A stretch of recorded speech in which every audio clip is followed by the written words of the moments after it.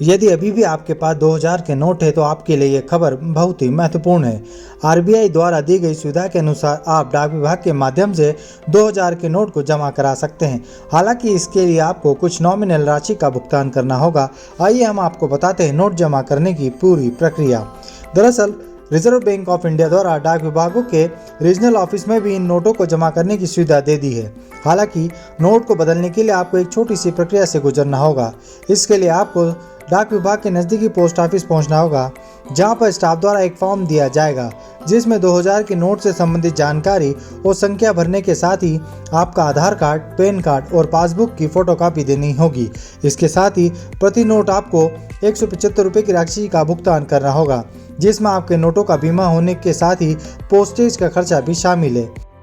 प्रवर अधीक्षक शिवांशु कुमार ने डाक विभाग द्वारा दी जा रही सुविधा के बारे में जानकारी देते हुए बताया कि 2000 के पुराने नोट आरबीआई भिजवाने के लिए और इसके लिए उनसे विधिवत फॉर्म भरवाकर पूरी जानकारी ली जाती है।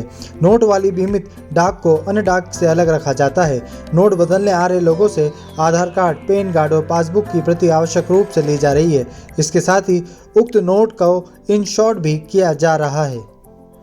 जैसा कि हमें सबको जानकारी है कि आरबीआई ने मई 19, 2023 को अपना एक सर्कुलर निकाला था, जिसके बाद उन्होंने डिसकंटिन्यू कर दिया था ₹2000 के नोट्स। एंड आफ्टर दैट ये फैसिलिटी प्रोवाइड कराई गई थी कि ईच एंड एवरीवन जिनको भी अपने 2000 के नोट एक्सचेंज करने हैं वो अपने रेस्पेक्टिव बैंक ब्रांचेस में जा करके सितंबर 30 तक कर सकते हैं।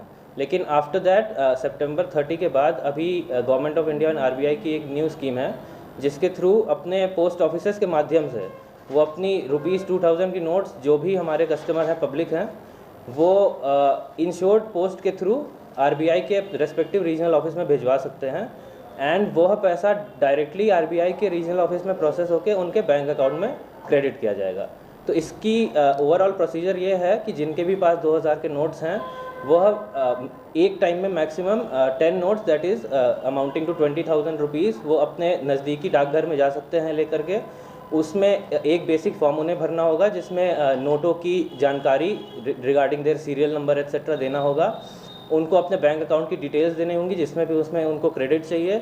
अपार्ट फ्रॉम दैट कुछ डॉक्यूमेंट्स जैसे आधार कार्ड हो गया, पैन कार्ड हो गया और ड्राइविंग लाइसेंस, जो भी लिस्ट ऑफ डॉक्यूमेंट्स है वो प्रोवाइड करके वो इंश्योर्ड पोस्ट के माध्यम से डाकघर को दे सकते हैं। वह इंश्योर्ड पोस्ट उस रेस्पेक्टिव रीजनल आरबीआई ऑफिस में जाता है। जैसे इन इंदौर या रीजनल आरबीआई का ऑफिस होशंगाबाद रोड भोपाल में है, तो वह इंश्योर्ड पोस्ट वहाँ पे जाता है एंड वहाँ पे रीजनल ऑफिस ऑफ आरबीआई उसको प्रोसेस करता है और डायरेक्टली जो भी नोट्स हैं उतनी वैल्यू उनके बैंक अकाउंट में क्रेडिट करता है। तो यह एक काफ़ी अच्छी फैसिलिटी है मेरे हिसाब से, बिकॉज इसमें पब्लिक को जितना भी बैंक के ब्रांचेस में क्यू लगानी पड़ती थी, उनको जितनी भी असुविधा होती थी, उस चीज़ों से वो बच सकते हैं, क्योंकि उनको सिर्फ और सिर्फ एक इंश्योर्ड पोस्ट के थ्रू भेजना है एंड वो डायरेक्टली उनके बैंक अकाउंट में क्रेडिट हो जाए। यह फैसिलिटी विभिन्न डाकघरों में ऑलरेडी अवेलेबल है एंड पब्लिक इसका यूटिलाइजेशन भी कर रही है। जैसा कि आपने कहा, ये इंदौर जीपीओ में ही नहीं, ये इंदौर नगर एचओ में भी ये अवेलेबल है और भी बाकी सारे डाकघरों में यह सुविधा अवेलेबल है। एंड एग्जैक्टली उसके डेटा तो कंपाइल नहीं हुआ है, तो एग्जैक्ट डेटा तो मैं नहीं इस पॉइंट पे प्रोवाइड कर सकता हूँ, लेकिन बहुत सारे इंश्योर्ड पोस्ट ऑलरेडी आरबीआई के रीजनल ऑफिस दिए जा चुके हैं और उनकी जो एक्नॉलेजमेंट स्लिप होती है उसके थ्रू वो एक्नॉलेज करते हैं कि इतना अमाउंट उनका रिसीव हो गया।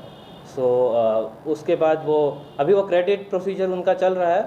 सो इन ड्यू टाइम वो उनके बैंक अकाउंट में हाईलाइट भी हो जाएगा।